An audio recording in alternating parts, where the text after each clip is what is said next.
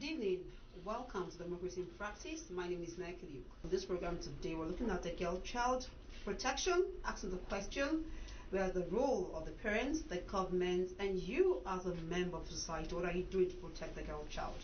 It is no longer secret that child rape is now prevalent in Nigeria, as hardly a day passes that the media is not awash with glorious details of a minor being sexually assaulted by an adult that is supposed to nurture and protect the child.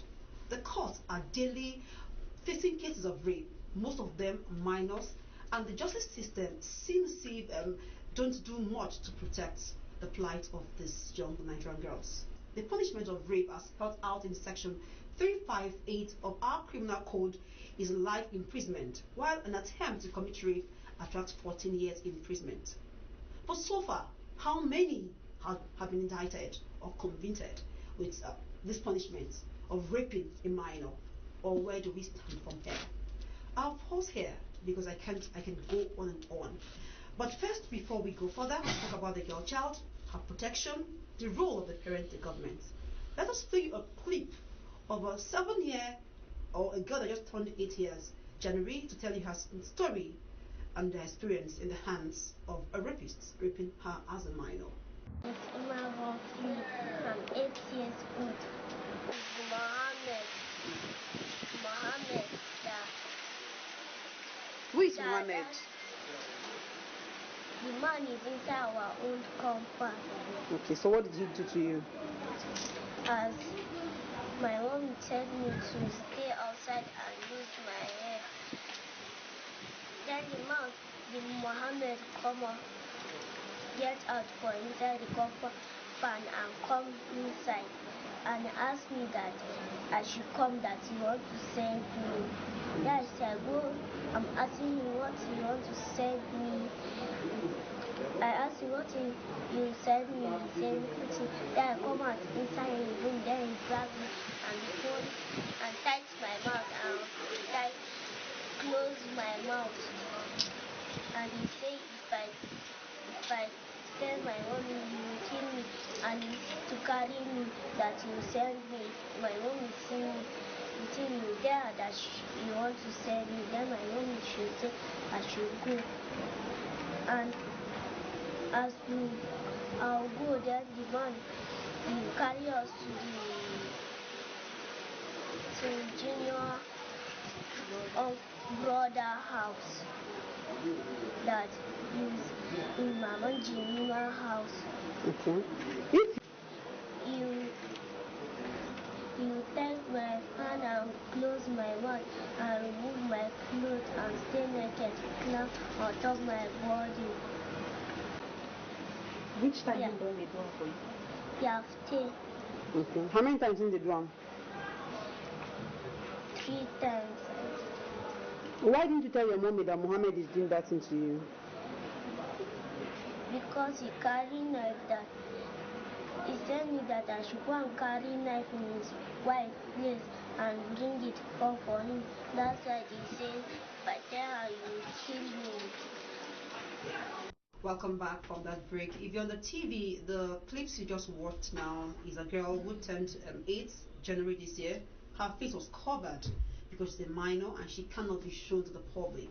But for you on the radio, just the voice alone, like I said, a young girl who turned 8 January and telling her story of how she was told, the guy who was molesting her told her that if you tell your mom, I'll kill you with a knife, and you heard the story. But I'll just leave it at that because I'm not alone in the studio here. Sitting in this studio with me today, sitting very close to me, is the mother of the child, Mrs. Mercy Philip. Good to have you here, ma'am. Thank you, ma'am. And next to her is she's not a new person to us in this house when it comes to the issue of women. She's always here talking about the chairperson of International Federation of Female Lawyers, Kaduna State Chapter, Barrister Bukola Ajao. Good to have you here. Good evening. Okay, let me begin with you, Ms. Mercy. We just showed the clip of your daughter there. She's a daughter, right? Yes. How old is she? She's 8 years old. You just heard her narrating what she went through, and you also brought her here. Can you also tell us what you heard your daughter saying? Is it true? How did it happen? And how did you notice, because you were not there when it was happening, when she was actually raped by an adult, she's a minor. How did you get to know that your daughter has been going through this? What she say is true. That very day, it was my neighbor daughter that saw her when she was coming out of the man's room. So she now come and asked me that, am I the one that asked my daughter to wash her pint? I said no. That I've already bathed her in the morning, and in my presence she washed her pint. Why will she wash it? She now said the man climbed on her body and he asked her to go and wash her pint. And I asked her, since when this incident has been going on? She said it has been long that he has been doing this to her. From there, I now asked her to lie down and I check her. As I check her, her private part was open. From there, I now call my mom in the yard and I plead with her that this is what is happening. And she said, okay, since I'm not sure, let me take her to the clinic. And I rush her to primary health care center at Malali. So I now pleaded with them to help me to check my daughter. This is how she told me that she's been raped. And they check her and they say her private part was open. And I bring her back home. I take her to another nurse place. She check her. She confirmed the same thing. That is where we now report the case to the police. You took the case to the police, and then from there, what happened when the case got to the police? From there, the police came and arrested the man that very day that the incident happened. So as along the line, the police there at Malali police station, they now sent us to police clinic to go and do tests. So they run the test for her and they say she's free of HIV, she's free of sexual disease. Yes, that, but she's been damaged. All right, Mrs. Mercy, I want to ask you, but all this while, like how long, from what your daughter told you, how long has this been happening between the man and your daughter? Since when she's 7 years old.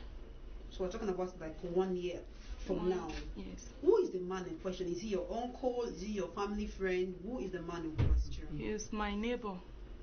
Your neighbor, okay. And how do you relate? What's the relationship between you, like the neighbor? We are so close in the compound to the extent that nobody can know who is who in the yard there. We so much care for each other. To the extent that even though you don't have, Mr. A don't have anything, when you ask from Mr. B can assist you. We not even expect that such kind of thing is going on in the compound. Okay. Within that 1 year, madam, did you notice any changes in your child, your daughter, as being that a girl of 7 years has been going through forceful rape and been intimidated that I will kill you if you talk? Did you notice any change in your daughter, maybe the way she walks, or maybe her, I don't know, did you notice any change in her? Did you? Not until you saw her with her pants. Did you observe any change in her? The change that I saw in her, she start feeling sick every time. I keep on treating her. She, to the extent that she lean, she now dry. She lost weight. She lost weight skinny. And her face now turned to different thing. And I say, what is going on? And she don't used to bedwet. Every day, every night, in the afternoon, even though she sleep, she keep on bedwetting. I say, what is going wrong? What is it? And I don't know that this is what has been going wrong. All right. At this point in time, I'm going to bring in the PDA chairperson here in Kaduna State. Of course, like I said, she's not the new person in this program. Let me bring you in here, Barrister. Okay. This case is on your desk now. You've been following it up. Now, what can you say about this? Or, like, is it an introduction? It's not in news. Is it the first time you're hearing a case like this coming to you? No, that's not the first time. Okay. This is not the first time, and this matter was reported to our office yesterday, and immediately I followed up with the case, because as I speak to you, I think the case is already in court. Okay. It's already before the magistrate court in Taiwo Road there for cognizance. Yes, and from there to be moved to the High Court, depending on what the Ministry of Justice comes out with that has to do with the advice on the issue. But I think the police had done their proper investigation, and the file has been transferred to the Ministry of Justice. At age 7 now, Hmm. don't you think, I don't know, is it too early, or have you seen, I know that you're into this case, and like we said today on this program, look at the girl child, how to protect it. It could be my child, God forbid, or someone else's child tomorrow. Yes. Or perhaps your child at home, as they're watching or listening, might also be going through some experience and you will not know. They should talk. So, but at age 7, is it early, or have you, is it that it's not something new to see a girl at 7 going through this, what this girl experienced? Yes, when you say it's not new, the issue is that it has now become almost the order of the day. And it's high time something is done about this thing. It's too much. This ours is just one out of maybe every day. You can check with the police. That's this Gabasawa. They have a desk there. Every day, 2 or 3 are being reported because we monitor with them. Okay. We are in touch with the officers there. So every day, if you don't have 1, 2, 3, it's every day. So it has become something that all hands must be on deck. That everybody should be concerned, either the government, the parents, and the society. So much so that even if this child is not your child, you should have the responsibility of looking out for a neighbor's child. When a neighbor, you can imagine, because when she said a neighbor, I wanted her to expatiate, to say that neighbor as in the same compound. He's in your compound, person in question. He's my next door. Next door neighbor. In the same okay, you compound. live in this the room apartment, next door neighbor, Yes. and you're very close to this neighbor. Yes, ma'am. Okay, you're trying Yes, to that's what I'm trying to say. So you can imagine. So if your next door neighbor will be doing this, what about the neighbor, maybe the next compound? So that means the accused is so close to you that you really know. You know, the girl said it, that the man will call me and say, come and go and buy something. For me, yeah. Then my mother will say, okay, go. So that alone is not wrong. For somebody to want to send my child, it's not wrong. But these days, honestly, we are using this medium to tell people, to tell women out there, and even tell the children themselves if they are listening, that if anybody wants to send you, you must think twice. You have to think twice, because you can imagine it's out of course. No, but you know, before now they will say it's the disrespect. They will say a child is everybody's child. That was before. But now it has now become a child is my child.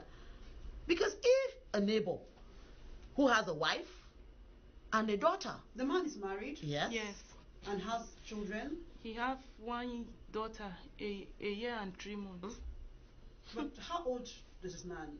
Can you figure, can you just give, is it like in the early, is it a young man, 16, 20, or is it, He's saying he's 38 years. That's what he's saying he is. Yes. It means he's not even a child. So you can imagine a 38-year-old man with a girl of 7 to 8. That's barbaric. So such people should not even be allowed to even stroll on the street. Let's look at the role of the parents. But like I always say, it's not enough for us just listen to the drama. I hope we'll listen keenly and learn and go back to our various homes and implement whatever will come out of this program today. So, Barrister, bringing you back. Let's look at the role of the parents. Yeah. Just what role will the parents now play to protect this child, the girl child? Yes. You know, once we sensitize and we go out to talk to parents, even in the marketplace, you understand? So the first thing that we usually tell them is that wherever you are, at every point, it is your responsibility to know what a girl child, even a boy child. I was in court, the Sharia court, Kao, a boy of 7 years, was raped through there's a natural one. This boy's anus is just coming out. Blood is just gushing out. I heard the story today. Someone was telling that story too. Yes, blood was just gushing out of his anus. You know? That the man is a fish farmer. He gives him a head of a fish every day and does that to him. To the anus. The boy can't even sit down again. Beyond the girl now. It is now small boys. Small boys, 7, 10. You understand? But this particular one is, I think, is an Almajiri. I hope our parents are Than listening. imagining. And But you can imagine, how even to that length, a boy that is just looking for what he will eat, you now give him a head of a fish, a piece head of fish, yes. and you will now molest him to that Not extent. just- it's not- Yes, so it's not only girls The and the girl now. boys. So the responsibility of the parents is to, you have an eagle eye on your children, either boy or girl. You check. Your children remove their clothing. You should be able to, because at times, even perceiving their clothing will show. You can hear one strong smell from your child's clothing. You will know that somebody had maybe hugged her or done something. That's one. Then for children of that age, from 7, 8, a mother should still be birthing that kind of a child. So that from the beginning you would have detected, because there's no way you want to bath, you give your child a bath and you will not wash her private part. While you are doing that, she'll feel a kind of sensation. Just putting water there, she'll feel it. Maybe that first day she will just feel like this, like, what is wrong? Then that day you might detect. But when it's go and have your bath, no, So that is bath. Yes, no, even making a 7-year-old girl to take her bath, she's not yet ripe to bath herself. It is the responsibility of a mother to bath her child. You understand? So that this kind of thing, you can check it. Well, some of the women are ignorant. You may not even think that at that age, it's something that is silent, but you could get to the root through that one. Then that's one. Then secondly, your child should be your friend, either boy or girl. Let the child come closer to you. You understand what happened in school today? This what's happening? This uncle, that from there. The child will begin to, divulge information. Even this aspect of whether I'm going to die or not. Parents should learn how to put it maybe to their children or speak to their children that you make it look like you're preaching to the child. No, but you wouldn't know, because from the story I know. Told, she was told, ordinarily she would have told her mother. I know, but because the man said he will die. But I'm not saying, because that is what they use. That is what they use. There's one that the man took the girl to the room, and there's a calabash behind his fridge, and he showed it to her that if you talk, this thing inside this calabash will kill you. There was nothing inside, maybe, but the girl is scared. So since it has now become the order of the day that it is kill, then while you are talking to your children, you are sensitizing them. You have to let them know that nobody can kill you. Even if the child is not in that position, from there the child begins to get the message that, okay, my brother said the Bible says nobody can kill you, the Quran says nobody can kill you. Then we should always be our neighbor's keeper. Although neighborhood now has now become something that we have to be scared of, because even to send a child, there was one like that too. It was a neighbor. This girl was small, but that one died. Yes, the girl that just saw her father off, she was 6 years. She was coming back in the morning, and the neighbor took her into the room. Immediately the girl died. Wow. Yes, on the bed there. And the mother was now looking for this child all over. The next thing the man did was stand in front of his room and pretended that they were looking for the child together. But a mother's instinct. She had the instinct that I heard my baby's voice when she was coming back. The voice should not be too far from her. Something kept on telling her, let them check everybody's room. They entered the room and checked all the neighbors' room. 6 years old. Yes, on their way out, the instinct still was so strong. She turned, and by the time they would remove the clothes on the bed where he had covered the baby, the girl had already passed away. Yes. So this sending, people should please, we should, because the society has now become a situation whereby you are even afraid of the next door neighbor, because if not, a next door neighbor, which you can never suspect, is doing it. And she told me yesterday that he said that another girl in that compound was his next target. We know that we have law for this about this now, and if you observe, it's like I say, it's on the increase now. Like you just mentioned, it's something you hear every day. You go on the street. We are talking here. It's happening. Despite this law that has put in place, why is this thing still on the increase? Isn't that, like I asked the question, has anyone been caught and punished before? If you say maybe out of 10, maybe 2, because you will realize that the stringent proof of these cases is so high, but the VAB bill, that's the VAB bill, the one that we are, advocating that it should be passed in Kaduna, has streamlined it so much so that the penetration doesn't have to be with the man's organ, even with anything.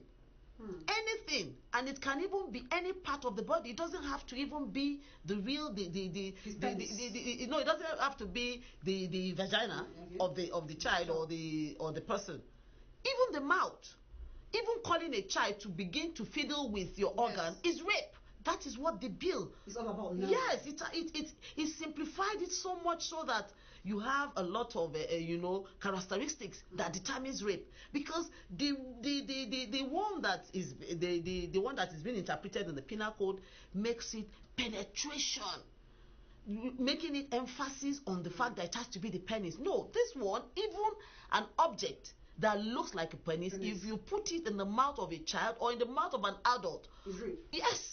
But isn't a bill? How long will it take to become a law so that it can be effective and we can begin to, use it? The issue is that at the federal level, this act has been passed. That's the Violence Against Persons Prohibition Bill 2015. We have other states that have domesticated it. We have states that we have Kogi, we have it's effective now to check. Yes, there you have it, and it's really working for them. Okay. You understand? So what we need from the government is that this VAB bill be passed. It's very important, because you'll find somebody saying that it's duplicity of law. No, it's different, because this one spells out everything. It's so unique. It's just like we're talking about now. You can imagine this girl. I was telling the mother yesterday that, do you know that this girl needs to go to a psychological... Yeah, well, coming to that. Okay. We're just looking at the government now, the role. I begin to mention that in some states, this has been domesticated and it's now a law, but not yet in Kaduna State. But despite this, do you think the government has done enough to protect the girl child in Nigeria? In Nigeria, yes, because the Child Rights Act is already a law. But not in every state? Yes. The issue is that you have to bring it to your state. Why can't it because be of the that's because the Constitution, we have Section 6 of the 1999 Constitution, which says that every state, you understand, the House of Assembly lies on the House of Assembly of every state to make laws. So even if you have a federal law, you have to bring it to your state, to domesticate it, to bring it in conformity to suit the peculiarity of that state. Because we have other states, okay, we're in Kaduna here now, we have, this is prevalent. When you go to other states, it might be traffic in persons, it might be girl child prostitution, so you have to look at that area that's really affecting the state. So, and that's why when you now bring the law to your own state, then you now look at it, and that has been done. We have it. There's a draft already of this VAB bill. It's before the State House of Assembly. It's just for it to be pushed forward, and that will be all. What is the next step now when a thing like this happens? What is the first step the parents should take? I'll bring you in. Yes, the first step, just like the mother, did. The first step is the police. You report the matter to the police immediately. Okay. Yes, if it's fresh, the police will be the one to take the child to the hospital, and it has to be the teaching hospital. Okay. Where it has to be taken. It is that from that point, the police have now started to have their evidence and the file. They are building up the file from that point. Okay. Because if you wait till after 3-4 days before you report, then it's becoming a stale. So immediately you observe, or immediately the child tells you report, you have to take the child. I was talking to someone who also had an experience. He said when the daughter was caught with a man, they saw a lot of things on her body, and they just immediately took some shots, as an evidence. Before going. Is that also a nice thing to do? It's a nice one. It's a nice one. First part of the evidence, immediately. Then if the culprit is there at that moment, of course he too will be whisked away to the hospital so that they will check whether all the particles in the girl's body matches its own. Okay, but that one is it's going far. I've just told you that the bill does not. It's not even talking about the real penis. But sometimes we hear that the culprit was to be bailed. If you go to the police, you take them to the police, and no, the police usually don't easily grant this kind of offenses bail immediately. They don't have that jurisdiction to do that. You understand? What they do is to ensure that within that period, they try to package their file and evidence and everything, and they push it to court. Okay. Yes. Before we move the line, the child in question now, what's her faith? Like the mother said, going to the hospital, they realized that she has been damaged. She's open. Honestly. Where do we begin from at the age of 7 years? That is the main thing, because if you're not careful, this child, already she has been opened, so you really have to start with a psychological,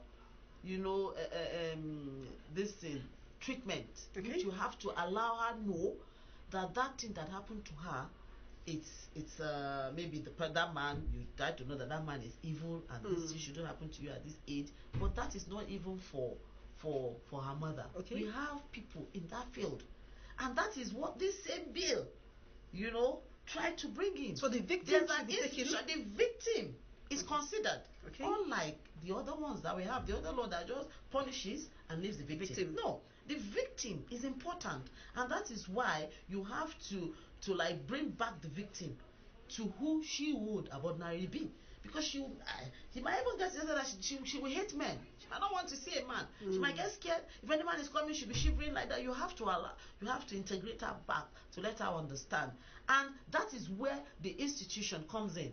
If this bill, and which we are praying that this bill should see the light of the day, this bad bill, we have the institution, that's the Ministry of Women Affairs. In that department, you have the welfare, and the other one, you have the psychologists. As I speak to you now, there's the Sexual Assault and Referral Center in Kakuri, where all these things are in place. Let's look at her health. Now, where do we go? Because the mom said, they've gone to the hospital and what have you. So they still have to check her again, because even if, because at this point that they've just checked her now, you cannot say, because it's something that has been continued. So there's a possibility that she might have. They might not detect. I'm very sure they will ask them to come back after 6 months to run another test to be sure that she's free of STD or HIV or even any other thing, hepatitis B. But we don't pray she's a victim. We pray that nothing will happen. But what in the case the parents are not financially buoyant and they cannot fund this whole test? What happens?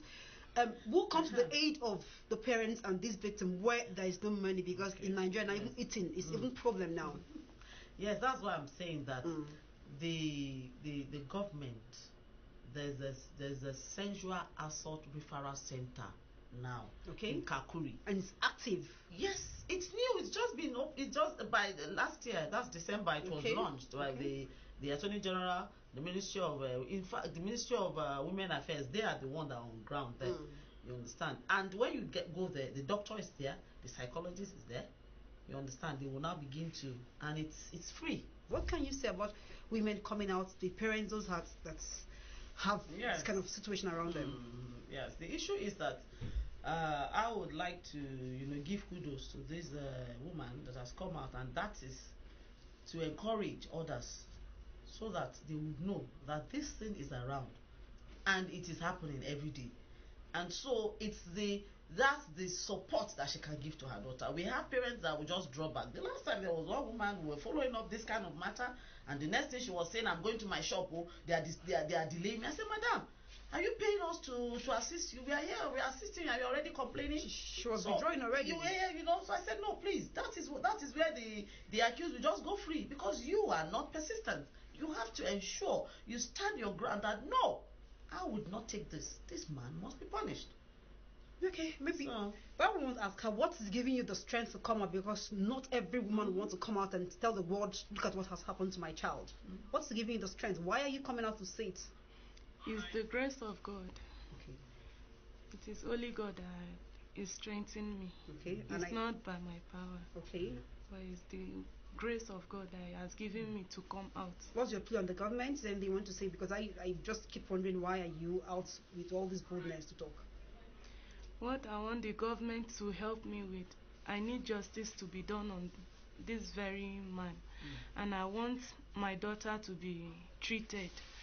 And I want the treatment of my daughter, and let this man pay for the damages that he has done.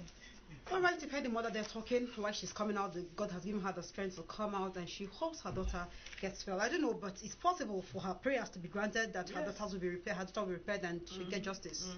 Right, all right, that's the topic of our discussion today, the girl child. And I was told today it has gone way, way beyond the girl child. Are you a parent and you have a child and you don't know where your child is, and you think your neighbor is your best bet who can send your child on an errand? Today we've been told to be careful. Even your child, your male child, can also